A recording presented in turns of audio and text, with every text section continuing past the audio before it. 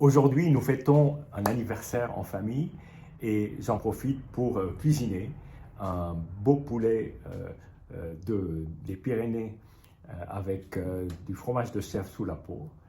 Et pour accompagner ce poulet, j'ai pensé à ouvrir un vin de la Rioja qui est réalisé par un vigneron français qui s'appelle Olivier Rivière. Alors Olivier Rivière a entamé sa carrière d'onologue espagnol dans la Rioja, a travaillé pour diverses maisons, dont une maison qui s'appelle Lacus, qui est une maison relativement récente.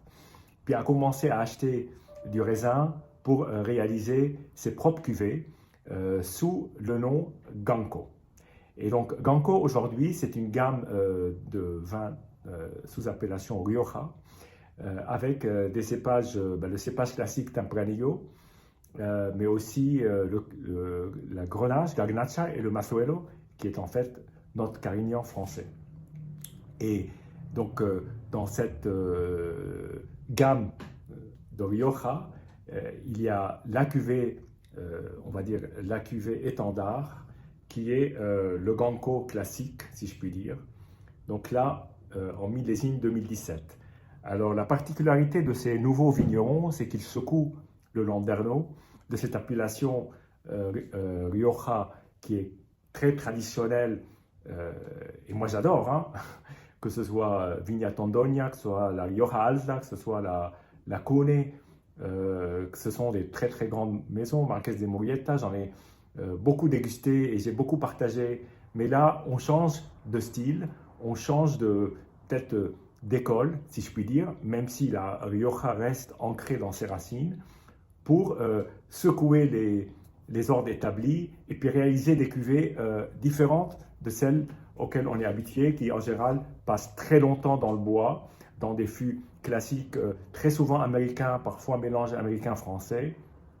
Là, on est dans une autre optique où il y a finalement peu de bois, puisque sur cette cuvée-là, ce sont des fûts de 600 litres, donc bien plus gros que les fûts traditionnels. Et évidemment, ce sont des fûts anciens et pas des fûts neufs. Et du coup, la notion de l'élevage n'est pas la même qu'avec un Rioja traditionnel. Alors moi, ça n'empêche pas que j'ai goûté aux deux écoles, et même la première école parfois a tendance à commencer à produire des cuvées de la nouvelle école. Enfin bref, en tout cas, il y a une bonne communication entre ces deux tendances qui font que derrière, la Rioja continue à évoluer.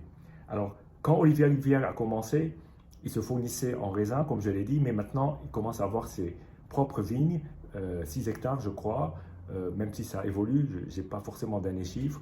Et sur la communauté de La Rioja, comme vous savez, en Espagne, il y a des communautés autonomes, La Rioja en est une. Il y a une appellation qui s'appelle La Rioja, mais avec la particularité que cette appellation va au-delà de la commune et va même dans le Pays basque. Ça, on ne sait pas. Il y a des Rioja basques et puis des Rioja riojanos. Et parfois, il y a des cuvées qui mélangent les deux, comme a pu le faire Olivier Rivière à ses débuts, puisqu'il s'approvisionnait à la fois de la Rioja Alavesa et de la Rioja Riojana. C'est comme si en Loire, on faisait des vins qui allaient sur la région de Bourgogne. D'ailleurs, ça existe, puisque les Pouilly sur Loire sont administrativement en Bourgogne, et pourtant c'est considéré comme des vins de Loire. Donc voilà le petit parallèle que je fais entre la France et l'Espagne sur ce cas-là. Alors, cette cuvée-là, la Ganco classique, est essentiellement issue de Grenache et de Carignan. De temps en temps, il y a du Tempranillo. Plus récemment, on va dire, au début, il n'y en avait pas. Sur 2017, il y a eu un peu de Tempranillo, parce que certaines cuvées à base majoritairement de Tempranillo, des cuvées parcellaires, n'ont pas pu être faites du fait du climat et de la vendange. Et du coup, des raisins de ces cuvées-là sont entrés dans ce vin qui est le Ganco classique. Donc là, on est sur un 2017. C'est le bon moment de les déguster. Il a 7 ans. C'est un bon âge. Et donc, voilà, sans plus tarder, je vais attaquer cette cuvée que je découvre pour la première fois et que je vais réellement apprécier aujourd'hui. Donc, on va voir. Alors, la couleur est une couleur encore extrêmement jeune. il y a très peu d'évolution. On est sur une couleur quand même qui tire un tout petit peu vers le rouge rosé, légèrement violacé, très légèrement violacé, mais on est sur un rouge assez pigmenté et assez intense. Bien.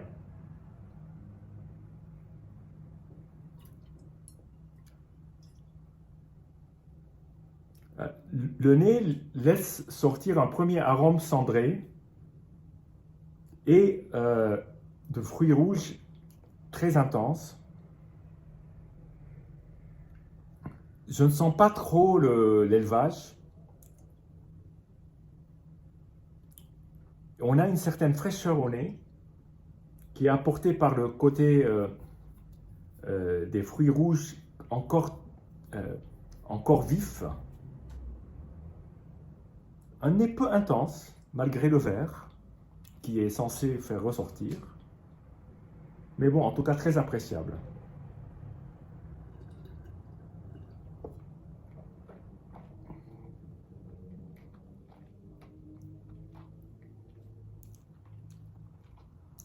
Alors, c'est un vin qui titre à 14 degrés.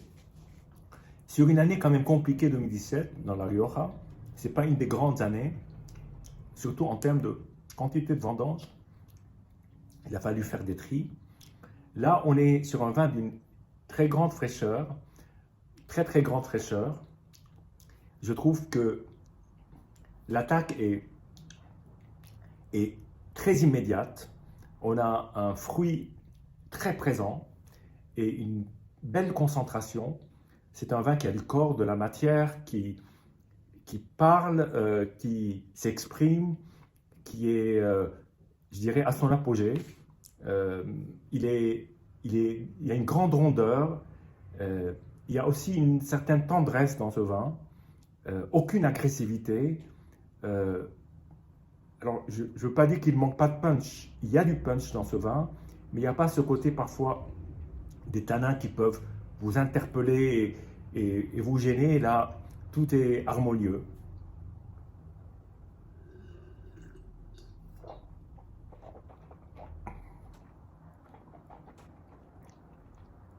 Il y a une magnifique acidité, peut-être moindre que pas mal de Rioja que j'ai l'occasion de goûter, probablement par la faible proportion de Tempranillo. On est plus sur un vin de Grenache et de Carignan.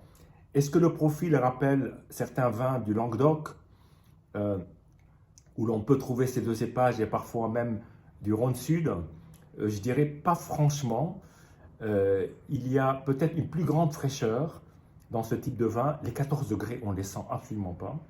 Il y a une belle matière. Je répète, c'est très harmonieux, c'est très cohérent comme vin. C'est un vin qui a une belle identité et qui est facile à déguster, qui ne prend pas la tête. Ça pourrait me rappeler quelques Kéran de Chérichaud, je pense, si on veut faire un parallèle par ce côté gourmand, ce côté goûteux et ce côté rond et équilibré et immédiat. En tout cas, c'est un grand plaisir. Une dernière petite gorgée.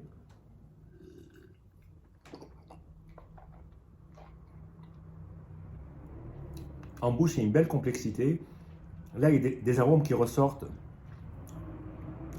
de fruits et un tout petit peu de cacao, avec un côté, alors peut-être pas cendré, mais très légèrement torréfié. Mais c'est surtout la matière de fruits et la qualité de cette matière qui interpelle avec une assez belle longueur en bouche et une grande fraîcheur. Voilà. Belle découverte, santé et à bientôt.